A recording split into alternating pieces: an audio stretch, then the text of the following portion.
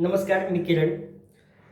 मी communication फील्डमध्ये 2012 पासून काम करतोय आणि अनेकदा ह्या माझ्या जॉबच्या संदर्भामध्ये काही वेळा असेल किंवा माझ्या फ्रीलान्सिंगच्या संदर्भामध्ये असेल, अनेकदा मला कॉपी रायटिंगचं काम मी केलेलं आहे.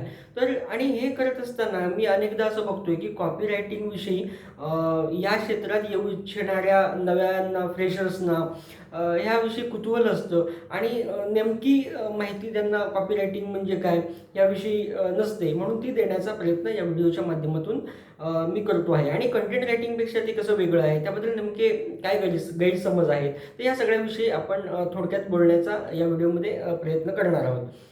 जे आता पुढे अप्लाय करणार आहेत कॉपी रायटर म्हणून, त्यांना याचा नक्की उपयोग होईल. सगळ्यात पहिल्यांदा कॉपी रायटिंग म्हणजे काय, तर बघायला गेलं तर ज्यातून काहीतरी प्रॉफिटेबल ॲक्शन घडवली जाते, त्याला कॉपी रायटिंग असं म्हणतात.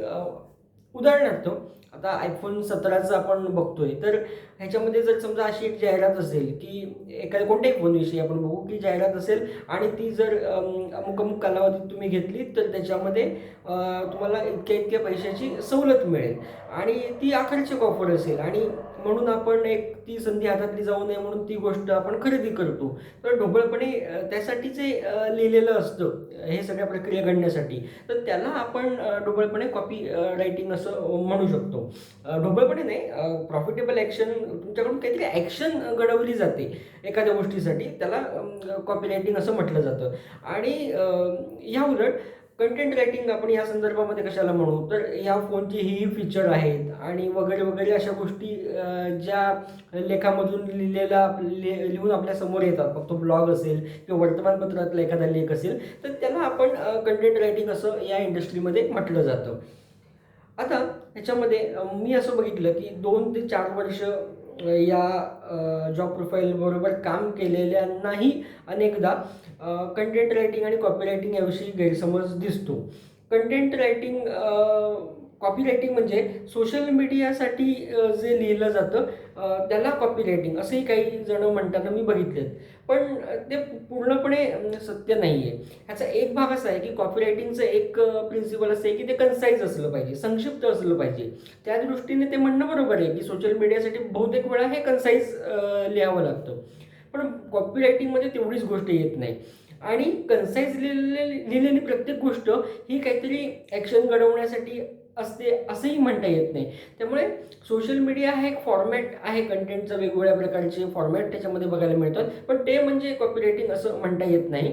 कॉपी रायटिंग जे मी आत्ता सांगितलं ते ज्यातून काहीतरी ॲक्शन घडवण्यासाठी प्रेरित केलं जातं ते असतं कॉपी रायटिंग. आणि कंटेंट रायटिंग म्हणजे एक विस्तारित स्वरूपात किंवा काही वेळा संक्षिप्त स्वरूपात सुद्धा असतं कंटेंट रायटिंग, पण ते इन्फॉर्मेटिव्ह असतं. थोडक्यात जर एका वाक्यात म्हणायचं, फरक सांगायचा, तर ज्यातून प्रॉफिटेबल ॲक्शन घडवण्यासाठी प्रेरित केलं जातं ते कॉपी रायटिंग, आणि जे इन्फॉर्मेटिव्ह असतं सामान्यपणे त्याला कंटेंट रायटिंग असं म्हटलं जातं. आता हा फरक लक्षात घेतल्यानंतर ह्याची वेगवेगळ्या क्षेत्रामध्ये कॉपी रायटरची गरज असते. तर एखादी वस्तू विकण्यासाठी किंवा एखाद्या ब्रँडला प्रमोट करण्यासाठी इनिशियल फेजमध्ये किंवा नंतर वारंवार एखादं प्रॉडक्ट विकण्यासाठी क्लायंटची किंवा कस्टमर्सची किंवा पब्लिकची काही ऑब्जेक्शन असतील तर त्याला काउंटर करण्यासाठी, अशा वेगवेगळ्या गोष्टींसाठी वेगवेगळ्या वेळी कॉपी रायटर्सची गरज असते. कॉपी रायटिंग हे खूप व्यापक असं फील्ड आहे आणि त्यासाठी वेगवेगळ्या प्रकारची गरज असते. एखादा फ्रेशर जर ह्याच्यामध्ये येऊ इच्छित असेल, कॉपी रायटर बनू इच्छित असेल, त्याने कुठे जाहिरात बघितली असेल कॉपी रायटर पाहिजे आणि त्याने तिथे अप्लाय करत असेल, तर तो अप्लाय कसा करावा, त्याची ह्या जॉबसाठी तयारी कशी करावी, या संदर्भामध्ये आणखीन काही तुमचे प्रश्न असतील तर ते मला जरूर विचारा. त्याचं उत्तर द्यायला मला नक्कीच आवडेल. धन्यवाद.